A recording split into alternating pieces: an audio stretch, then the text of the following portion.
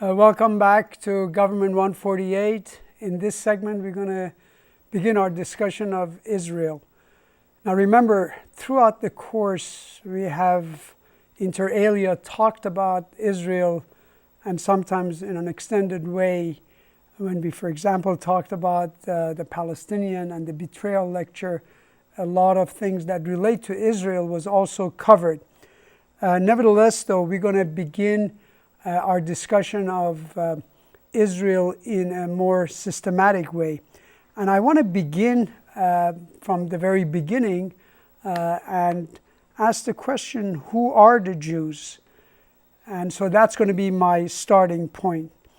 The Jews, historically, they have been a persecuted minority, and a lot is not, until recently, a lot was not known or written about their early history. One of the more interesting books that I learned about their early history was written by a non-academic by the name of Howard Fast, who was apparently a Hollywood director, and the book is simply called The Jews.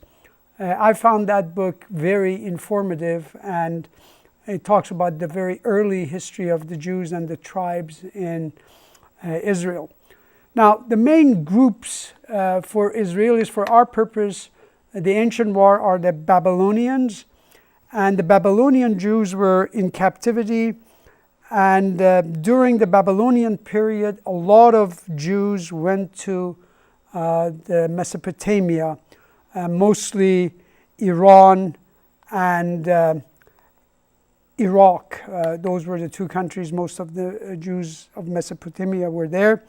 And the second grouping are the Ashkenazim, and the third grouping are the Sephardim. We're going to talk about each of these groups a little later.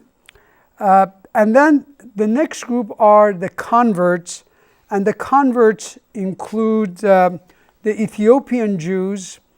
And the Ethiopian Jews, let me point out, are not Semitic people. They were converted to Judaism.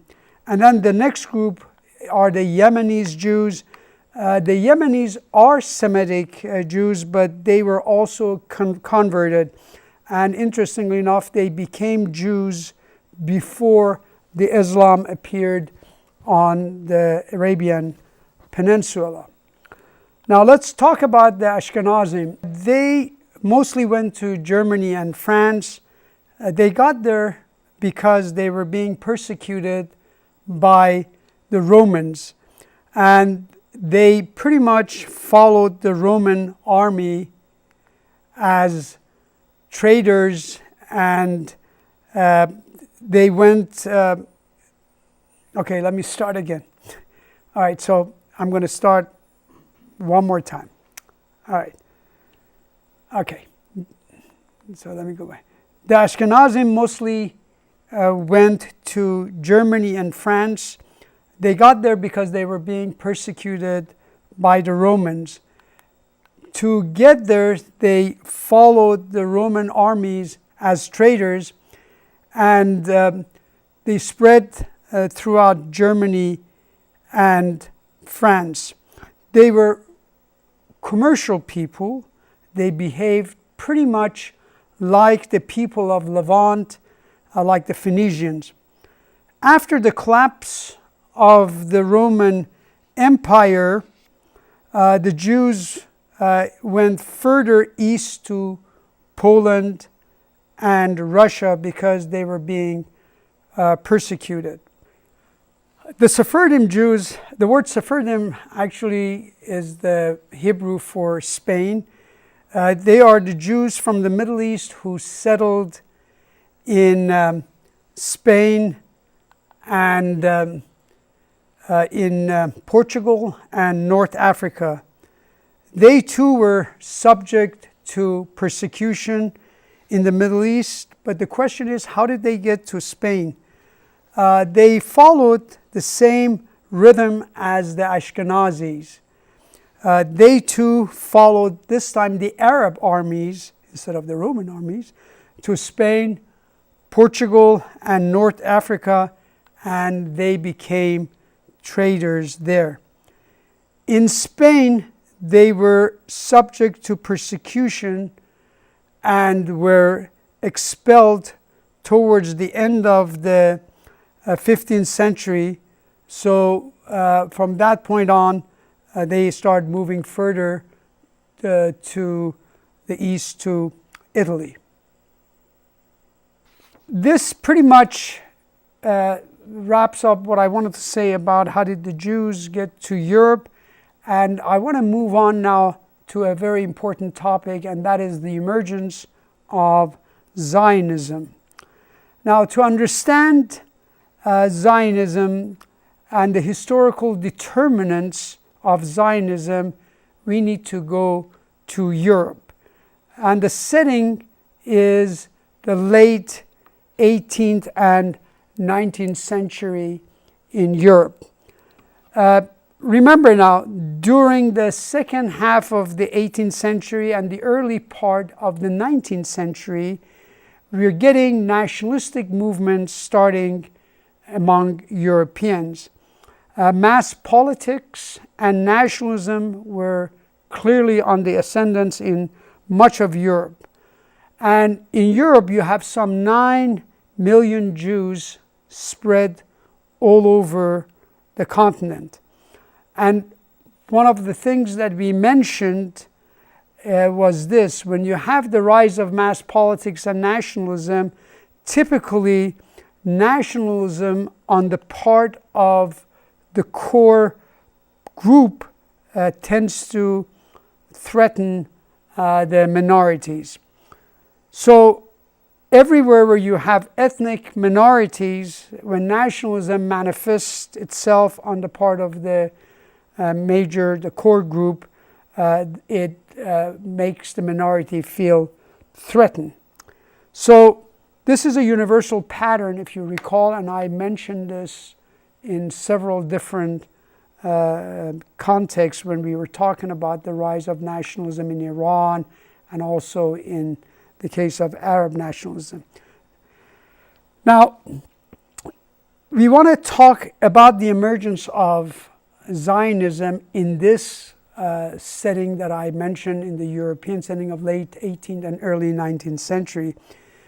A good part of my remaining lecture is really borrowed from a lecture presentation by one of my former students many years back by the name of Ari Spitz. He was an Israeli doctoral student, and he gave a very nice presentation about this. So I have heavily relied on his presentation to make my own presentation. And I have made some changes to his topics, but hopefully they will add and not detract from it. So when we look at the emergence of Zionism, I noted that as nationalism began to become a mass political attitude among the Europeans, suddenly the position of the Jews begins to deteriorate. So what we have now is the setting in which the Jews are increasingly feeling threatened, and the fear of past persecution among the Jews is revived. So the Jews begin to fear the populist demagogue who, realizing that they could use the Jews as a scapegoating target to excite the newly mobilized masses for their own ends, they begin to be very concerned about what is happening. So it is at this point that we begin to hear about the so-called Jewish problem. Napoleon had talked about the Jewish problem, and what he said was that they don't fight and they are antichrist. In other words, what I'm going to suggest, that this, quote, Jewish problem was now beginning to be the precursor to the anti-Semitism of this period. Also, there was another topic, and that was on the so-called Jewish question, which Marx and Bauer had discussed. Marx, a Jew himself, wrote about the Jewish question. Basically, what Marx argued was that assimilation of the Jews into a secular European state will not free Jews from persecution as long as the state of capitalism or the capitalist form of economy prevails. Because according to Marx, it would limit freedom and liberty because the economic inequality of capitalist mode of production engenders this, and therefore the Jews will not be able to be free of persecution so long as the capitalist economy prevails. Now, roughly around the end of 18th century, the Jews begin to respond to this rising threat, and you can categorize their response into three different categories or three different kinds of response among the European Jews. And this response, again, remember, is to the effervescence of nationalism on the European continent, covering roughly about a 100-year period from 1775 until 1880s. So we have three Jewish responses in Europe to the rise of nationalism. The first one, of course, is from the Orthodox Judaism. It centers in Eastern Europe. Response is that basically, in terms of prescription, if you like, is that we should ignore the threat from nationalistic forces because God will take care of the Jew, and we should wait for the Messiah. After all, we have been persecuted for over 2,000 years. Why worry about it now? So their prescription essentially is do nothing. The second response are from those who advocated assimilation and reform, and assimilation, of course, into the European society. Their center is chiefly in Western Europe, Germany, France, and their recipe is essentially simple. Get rid of the atavistic nonsense of Judaism. They argued that we as Jews live in the age of industrial and scientific revolution. God is dead, and therefore let's assimilate into a secular society. If you like, be a Jew at home, but a Frenchman or a German outside of your home. So the second group response to the rise of nationalism is assimilation is the best antidote to it. Once you become an Englishman, once you become a Frenchman, once you become a German, then your Jewishness is irrelevant. Your Jewish identity is irrelevant. So assimilation is the answer. And then the third response was the one given by the socialists. The socialists were also located mostly in Eastern Europe.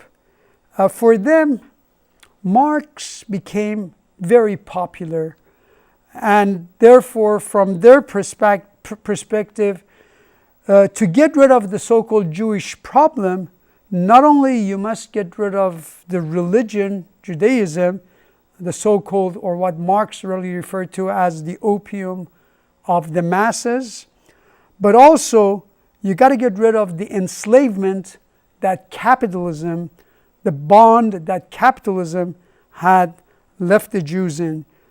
And therefore, socialism will make everyone equal.